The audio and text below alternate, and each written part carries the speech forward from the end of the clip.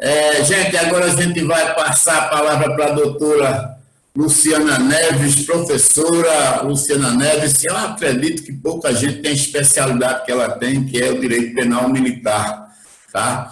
Então, professora Luciana Neves, a senhora está aí, faça a sua apresentação, né, seu currículo aí mais longo, e eu quero lhe agradecer por ter aceito o nosso convite para participar aqui desse evento da Escola de Advocacia Criminal.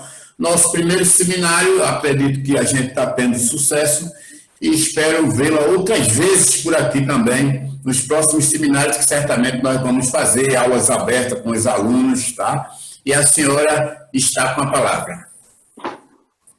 Boa noite a todos, boa noite a todas. Muito obrigado, Emerson, pelo convite. É uma alegria enorme estar aqui com vocês. É um momento diferente, né? Durante a pandemia, a gente não está naquela situação presencial, mas esse mundo virtual está sendo bem interessante, bem legal, e agradeço bastante o convite. Bom, é como, né, você falou, mencionou realmente, é uma área, processo penal militar, o penal militar é uma área bem, digamos assim, que pouco falada e muito esquecida, né? A verdade é essa. E eu tinha falado anteriormente, que eu ia, até que falei com você, que eu ia falar sobre um outro assunto, né? Que foi justamente a única mudança do Código de Processo Penal Militar, que é o artigo 16A. E aí eu vou esperar esse artigo, eu preferi deixar para falar em um outro momento. Eu acho que a gente vai fazer, né, um novo encontro, não vai, Emerson? Porque eu vi que foi um sucesso. E aí, pronto, beleza. Eu quero falar sobre o artigo 16A. Só que aí, hoje, eu mudei o tema, vou explicar por quê. De ontem para hoje. Na verdade, o que eu quero falar com vocês é o acordo de não persecução penal. Persecução penal, entenda, ação penal. Então, assim, o que é que acontece? Essa modificação do acordo de não persecução penal, ela foi introduzida por essa lei, a nova lei, né, do anticrime, no artigo 28A do Código de Processo Penal Comum, tá? E ela não está prevista no Código de Processo Penal Militar. E aí surgiu aquela dúvida. E aí, em relação aos crimes militares, pode-se aplicar esse instituto, que é o Instituto Despenalizador, né? Bom, e aqui eu até deixei marcado alguns pontos para eu não esquecer, até porque só são 20 minutos, então tem que ser bem pontual, né? O que é esse acordo de não persecução penal? É justamente o quê? Visa a não propositura da ação penal pelo Ministério Público, logicamente, desde que esteja presente os requisitos, né, previstos em lei. Ok. Aí vamos perguntar, esse acordo de não persecução penal, ele só teve início no Brasil a partir da lei anticrime, a finalzinho de 2019? Não. Tá? E é isso que eu deixei marcado aqui, que no Brasil, o acordo de não persecução penal, ele estava previsto numa resolução número 181 de 2017 do Conselho Nacional do Ministério Público. Então, era previsto lá e dizia que caberia ser aplicado na Justiça Militar desde que não afetasse a disciplina e a hierarquia. Percebam, gente, que a disciplina e a hierarquia são os princípios basilares, fundamentais do direito militar, da justiça militar, enfim, dos militares, tá? Então, são princípios basilares. Então, se um militar ele cometeu um crime, mas que não afetou a disciplina e a hierarquia, pela resolução, é possível a aplicação, tá, do acordo de não persecução penal. Só que acontece que, com o advento da Lei 13.964 de 2019, a Lei Anticrime, certo? O que aconteceu? Foi incluído um artigo 28A, como eu já falei, no Código de Processo Penal Comum. E nos seguintes termos, quem tiver com o Código de Processo Penal, abre aí no artigo 28, que eu vou dar uma lida rápida.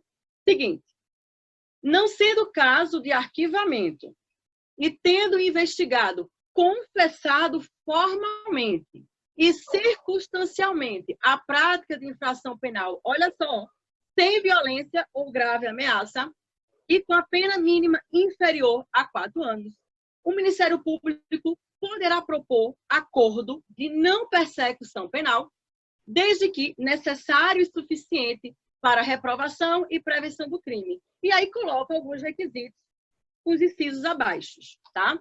Então, por exemplo, a questão de reparar o dano, restituir a coisa à vítima, né? Renunciar voluntariamente àqueles bens que foram provenientes do crime, é um caso, é o inciso 2. Prestar serviço à comunidade ou entidades públicas por um período correspondente à pena mínima, né, ao delito. Pagar a prestação pecuniária. Enfim, a gente vai ver esses incisos que estão presentes no artigo 28. E tem alguns parágrafos que colocam algumas disposições extremamente importantes. Então, essas disposições aí, né, justamente o acordo de não persecução penal, tá no Código Penal, Processo Penal Brasileiro. E aí surgiu a dúvida, e aí, gente, na Justiça Militar, pode ou não pode ser aplicado o acordo de não persecução penal? Bom, o que eu coloquei? Deixa eu descer aqui, eu coloquei alguns pontos. O fato é de que, preenchidos os requisitos que estão presentes no artigo 28A, o Ministério Público poderá propor esse acordo de não persecução penal. O que é interessante, gente, é que o Código de Processo Penal Militar, ele é de 1969. E desde 1969 até 2020, nós só tivemos 6 alterações. Enquanto o Código de Processo Penal comum, o nosso comum, aquele que vocês estudam na faculdade, ele sofreu 57 alterações. Ele é de 1941 e sofreu 57 alterações ao longo de todos esses anos. Então, a gente percebe que o legislador esquece, né, da legislação militar. E aí, o que é que eu quero que vocês botem, né, nessa cachola aqui? É o seguinte, que o artigo 3º do CPPM, que é o Código de Processo Penal Militar, ele diz o seguinte: os casos omissos neste código serão supridos pela legislação de processo penal comum, quando aplicável ao caso concreto e sem prejuízo da índole do processo penal militar. Estou lendo aqui o artigo 3º do Código de Processo Penal Militar, que eu vou chamar de CPPM. Então, percebam, nos casos em que o código, que o CPPM for omisso, podemos aplicar o CPP. Agora, sempre, não, vamos prestar atenção. Normalmente eu sempre coloco 4 vetores que vocês devem prestar atenção. Primeiro vetor, realmente aquele caso específico, ele não está previsto no Código de Processo Penal Militar? Está omisso? Tem ausência de previsão? Ok. Tem que se observar se também há uma ausência de proibição legislativa. Como assim? Vou dar um exemplo. Por exemplo, a lei do GCRIM, que é o Juizado Especial Criminal, no artigo 90A, ela prevê o seguinte, que aqueles institutos despenalizadores, como transação penal, o suscis processual, que é a suspensão condicional do processo, eles são inaplicáveis. Eles não são aplicáveis, tá? Para aquelas pessoas, né, que praticaram os crimes militares, ok? Ou seja, o artigo 90 do GCRIM, ele fala, não cabe transação penal, não cabe suscis processual para os crimes militares. Está previsto. Acontece que não está previsto em lugar algum que não cabe o Instituto do Acordo de Não Persecução Penal, que é o nosso tema de hoje. E aí também deve se observar o caso concreto e primordial.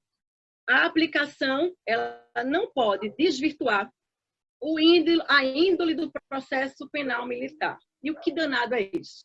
Gente, é justamente aqueles princípios basilares que eu falei anteriormente, hierarquia e disciplina, e inclusive os deveres militares, tá?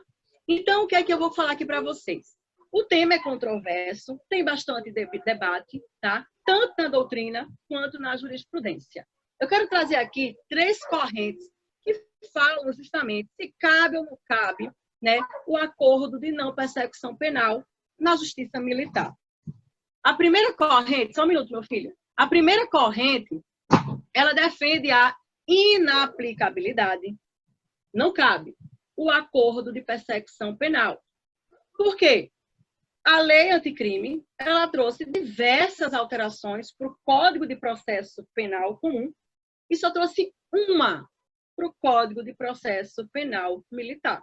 Logo, o legislador não tinha interesse nenhum de colocar no Código de Processo Penal Militar essa disposição, esse instituto. Então, o legislador ele não esqueceu, é porque ele realmente entende que não cabe esse instituto na Justiça Militar. Outra situação importante é de que vocês têm que... E quem defende que não cabe, tá certo? Esse acordo, quem defende que não cabe na Justiça Militar, ainda diz o seguinte, olha, vê só, se não cabe transação penal, não cabe suscis processual, por que caberia o acordo de não persecução penal, que ainda cabe para crimes mais graves? Por quê? Veja, a transação penal, a gente sabe que é naqueles estudos, nos casos do GCRIM, né? Crimes de menor potencial ofensivo, que tem penas de até 2 anos, e as contravenções penais. Então, veja, se o militar ele pratica um crime de menor potencial ofensivo e a ele não tem o direito da transação penal, por que caberia o acordo de não persecução penal que só cabe para crimes de pena de até 4 anos? Ou seja, para crimes mais graves. Ou seja, seria ilógico, certo? Então, esses são aqueles que defendem, tá, a não aplicação. Ok. Só que aí existe uma segunda corrente, tá, que defende a aplicação, já defende a aplicação do acordo de não persecução penal na Justiça Militar, uma vez que o parágrafo 2º do artigo 28 do Código Penal Comum, ele elencou, gente, um rol taxativo das hipóteses que não aplica o acordo de não persecução penal e não vedou expressamente para os crimes militares. Ou seja, lá no artigo 28 do Código de Processo Penal Comum, o nosso brasileiro, tá? No parágrafo 2º, elencam-se várias situações que são um rol taxativo. E lá não prevê a inaplicabilidade aos crimes militares. Então, essa segunda corrente defende que sim, cabe sim a aplicação, tá, do acordo de não persecução penal. E aí eles ainda fundamentam em outra situação. Eles dizem o seguinte, olha, esse acordo de não persecução penal só cabe ao civil e não cabe aos militares. Isso fere o princípio da isonomia. Vou dar um exemplo para vocês. Vamos imaginar que um policial civil, juntamente com um policial militar, eles praticam conjuntamente o crime de peculato. Aí, para o policial civil, cabe o acordo de não persecução penal. Para o policial militar, não cabe. Por quê? Simplesmente porque ele é militar. E aí, para quem defende essa corrente, que eu defendo, entende justamente de que há fere a isonomia. Afinal, apesar da diferença dos institutos, né, a natureza jurídica, tá, do instituto, de tudo aquilo que rege, tá, os militares, tanto das Forças Armadas como PM, bombeiro, tá, tem uma natureza jurídica diversa. Ok, só que, antes de tudo, o militar ele é um ser humano e os princípios e como é que eu posso dizer, os direitos fundamentais que estão previstos na Constituição devem ser aplicados, independente de ser militar, civil, enfim, certo? Então, é essa a situação. Porque se não aplicar o acordo de não persecução penal para os militares, é como se houvesse uma degradação dos direitos fundamentais para esse público, os militares, tá? E eu defendo essa corrente, sou completamente a favor do acordo de não persecução penal, e eu queria explicar aqui por que eu tive esse interesse de falar nesse assunto. Seguinte, eu estou com um caso específico em relação ao Exército Brasileiro, em que existe 15 acusados, tá, de crimes de maus-tratos, enfim, num acampamento. Tá? Não é só maus-tratos, outros crimes também eles foram denunciados. O que é que acontece? São 16 acusados. E o que é que foi que aconteceu?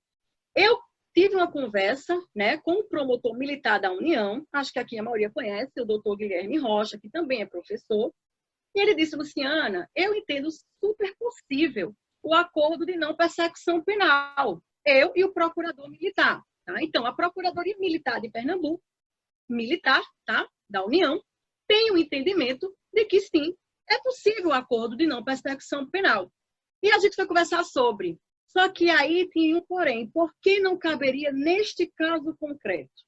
Primeiro, porque já o Ministério Público já havia feito a denúncia.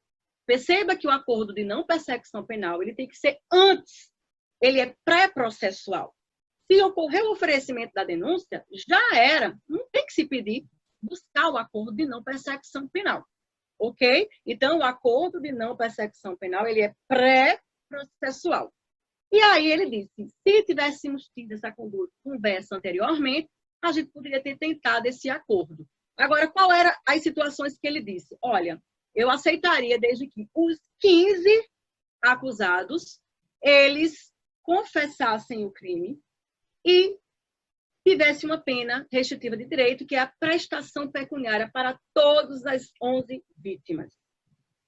Só nessas condições, foi a condição que ele tinha dito. Mas não foi possível, como eu falei, porque já tinha tido a denúncia, tá? Enfim, então é só...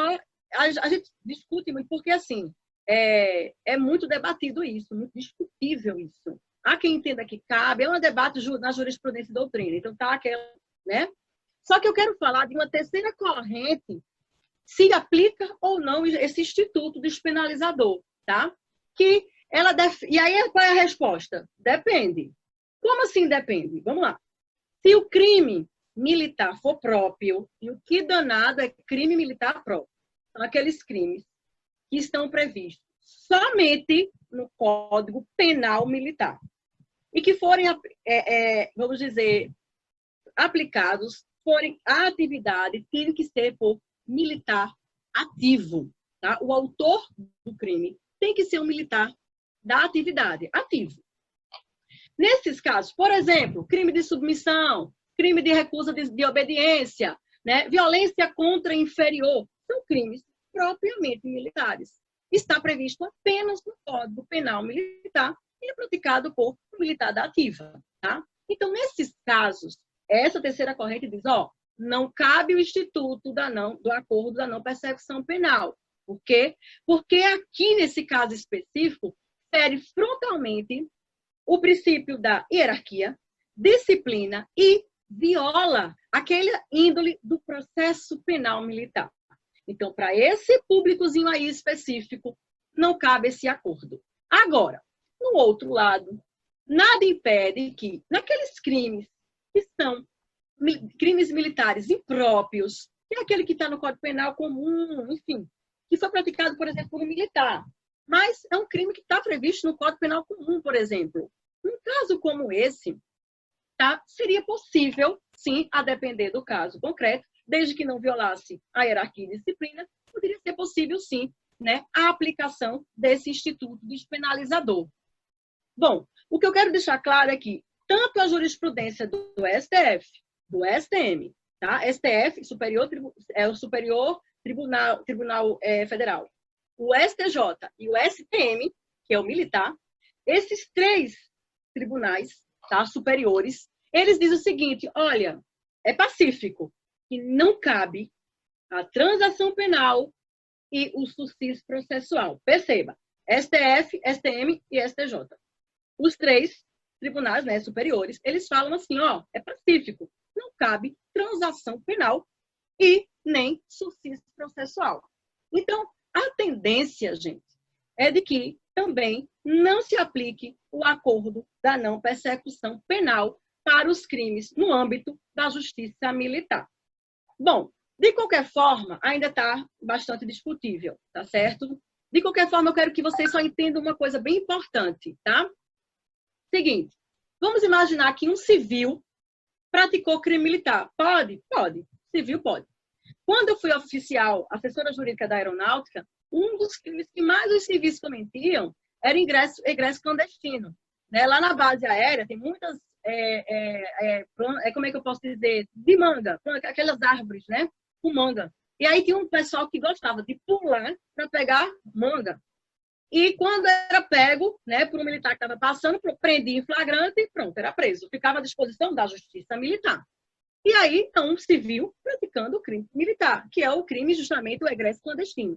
Então, percebam, tá? Um caso como esse, que é um civil praticando o crime militar, é possível a aplicação do acordo de não persecução penal. Por quê? Porque, nesse caso, o sujeito ativo, o autor do fato, do suposto crime, é um civil, certo? Então, eu pontuei essas situações. Emerson, procurei ser mais rápido, breve possível, porque justamente eu estava vendo, né, esse puxavão de orelha. Mas eu espero que vocês tenham compreendido. Qualquer dúvida, entre em contato comigo. Meu Instagram é Luciana Neves Vidal e também meu Face, tá? Estou à disposição de qualquer, né, dúvida. Me sinto muito honrada, viu, Emerson? E eu não sei quanto tempo aí eu cheguei. Me fale aí quanto tempo falta. A senhora ainda tem 2 minutos, professora. 2 minutos, perfeito. Em 2 minutos, Então, pronto. Eu queria fazer um convite também para aqueles que estão aqui, que estão vendo, enfim. Nós vamos lançar o 2º livro de Direito Militar. O primeiro foi ano passado, inclusive foi na Faculdade Metropolitana que fizemos o lançamento do livro. Um verdadeiro sucesso, foi maravilhoso, tá? Quem tiver interesse de escrever um artigo sobre direito penal militar, pode ser, inclusive, a parte de disciplinar militar, que é o administrativo. Eu trabalho muito, eu advogo muito, tanto na parte penal, quanto na parte de previdência militar, questão de reforma, pensão vitalícia, essas situações, né? Eu tenho pego muito reforma de militar que tem depressão e está numa situação de surto psicótico, enfim. E aí a gente entra com o processo de reforma, que a reforma, para quem não sabe, é justamente a aposentadoria, tá? Por invalidez. Então, o que eu quero que vocês, assim, saibam é de que assuntos de penal militar, processo penal militar, disciplinar, que aí é transgressão disciplinar, questões de sindicância, inquérito policial militar, quem tiver interesse de escrever um artigo, tá? Manda para mim, fala comigo no Zap. Posso dizer aqui meu Zap, né, Emerson? Pode, sem dúvida nenhuma. 81, né? Pernambuco, Recife, 997420490. Vou repetir. Doutora Isabela está anotando ali embaixo. Eu estou vendo a doutora Isabela está ali anotando. Pronto, obrigada. Então, ótimo. Então, entre em contato comigo e vamos embora. Eu vou escrever um artigo, professora, dizendo que furtar manga não é nada de crime militar, nem agressão, não, é crime famélico. O cara não pode roubar para comer uma manga, pelo amor de Deus.